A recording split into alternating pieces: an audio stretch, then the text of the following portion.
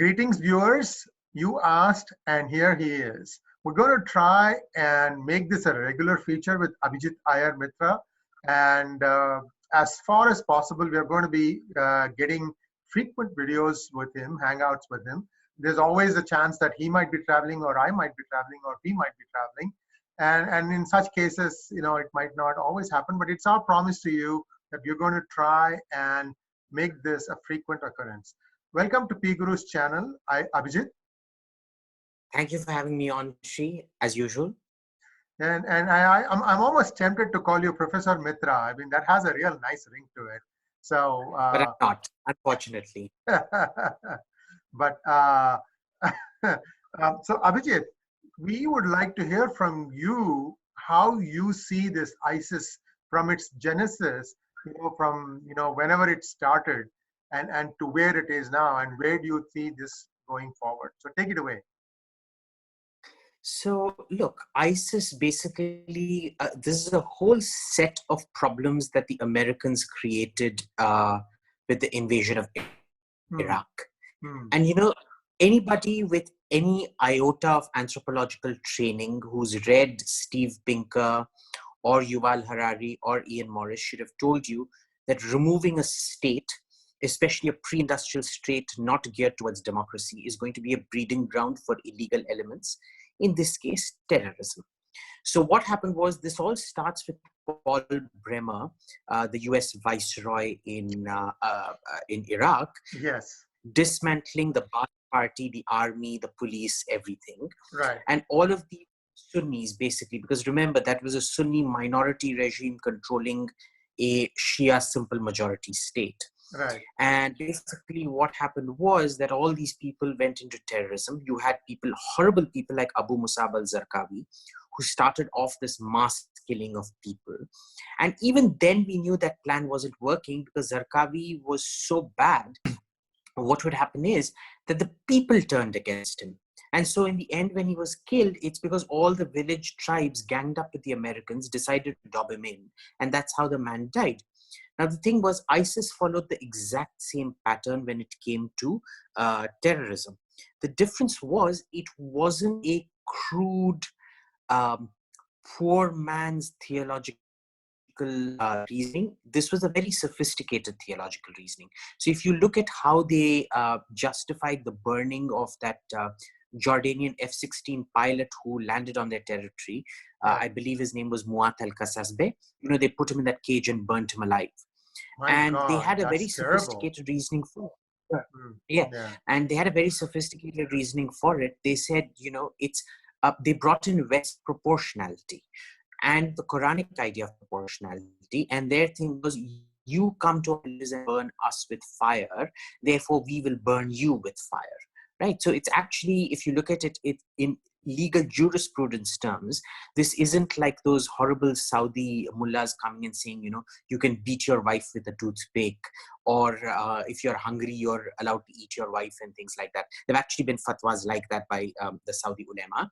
But in this case, it was a much more sophisticated thing. The problem is that puritanical ends up creating enemies, because there's always a difference between the book as it's written and life as it's lived. And religion is all about adjusting the book to life rather than life adjusting to the book. So ended up alienating everyone, started losing ground, and that's basically the be all and end all of ISIS. So how did Al-Baghdadi suddenly get thrusted as the leader of this thing? I mean, how did the people coagulate behind him? How did they converge behind him? So remember, he was, he was always a sort of radicalized man. The people tend to believe, because, there is this constant narrative. There are things you can blame America for, and there are things that people like to blame America for that. In this case, the unfair blame comes from the fact that they said that, it was under incarceration by the Americans that Baghdadi became radicalized. That's not true. If you actually read what Rukmini Kalimaki's piece in the NYT, she tells you right from being a kid, this man was a bully and he was a Puritan. He learnt up the Quran very, very early, but it wasn't just learning. You see, there's a difference between piety and political power. You can be a very religious Muslim and be extremely peaceful and gentle. This man wasn't. He was a bully from day one. He used to use his knowledge of the Quran to play politics in the mosque that where he was being taught. He, in fact, even went and yelled at his own teacher, the head of the mosque, the muezzin at the mosque, and so on and so forth. When he landed up in prison, he radicalized others. It acted the same way, say, Kashmiri prisons act, wherein one radical goes in and ends up radicalizing it. In this case, in the tent where he was held, he would actually encourage his fellow Sunnis to go around killing all the Shias. So he Inside actually the prison. ethnically cleansed his tent. That inside the prison, inside. Oh my God! Prison. Oh my God! So he ethnically cleansed within the prison. He ethnically cleansed his own dwellings of any kind of Shias. So this is a man that is driven by some, I mean, it's obviously some kind of childhood trauma, but sometimes don't even need childhood trauma. This man was clearly a psychopath, but like many psychopaths, very, very gifted and clearly able to connect with a large audience. Wow. Now, the fact that he has been able to, whip this thing up into a unit that was, in fact, making money selling crude. They are able to administer some area, however poorly or well, we don't know. How did the Iraqi government allow things to go that far? And more importantly, how did the US government allow it? They were still actively involved in Iraq, right? No, but remember, this was after the drawdown had happened, and you remember Iraq was having a lot of internal problems. You had all those problems in Nouri al-Malki, and Nouri al-Malki was basically acting as an Iranian stooge and all of that. And so the Iraqi government basically just controls southern Shia Iraq and bits of northern Iraq.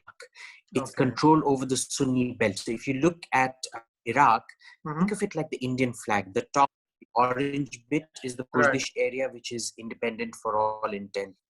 The white is the Sunni bit, which is, again, it's not independent because there's no one body controlling it, unlike the Kurdish area, but it is a tribe. And to the south, starting from Baghdad onwards, is the Shia belt, which is under the control of the so-called government of Iraq.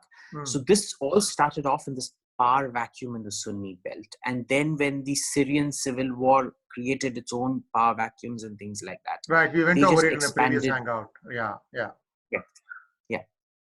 So they just expanded west. So that is how he got created. Now the thing is, remember when ISIS was initially embryonic, they used to leave these huge intelligence signatures. You know, they used to go around with these open jeeps with machine guns with black flags on them.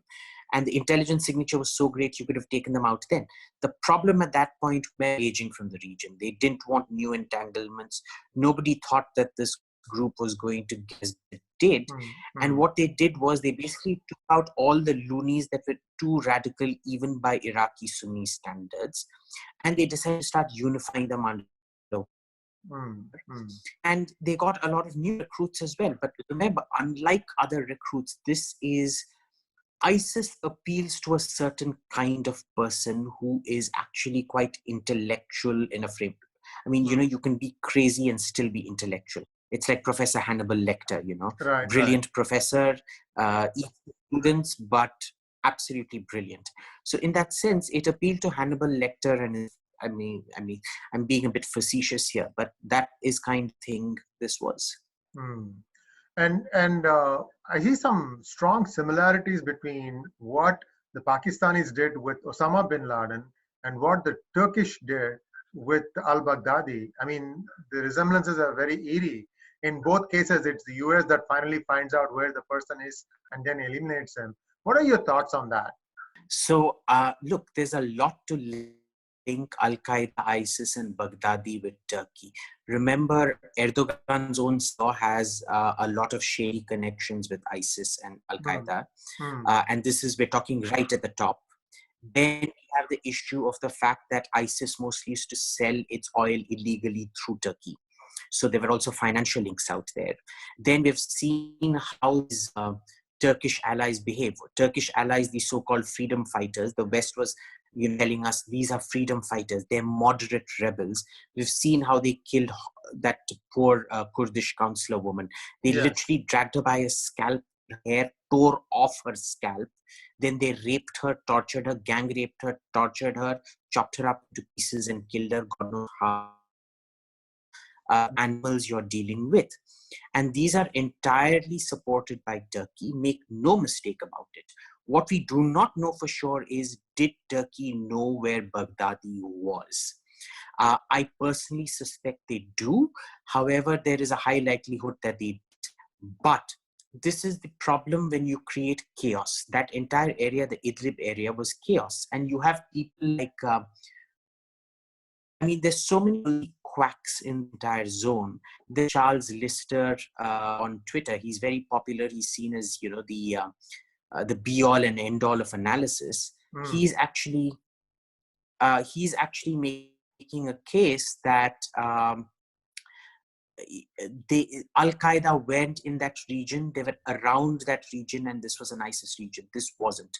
This was a joint conflict zone. There was Al-Qaeda, ISIS, all of it mixed up together.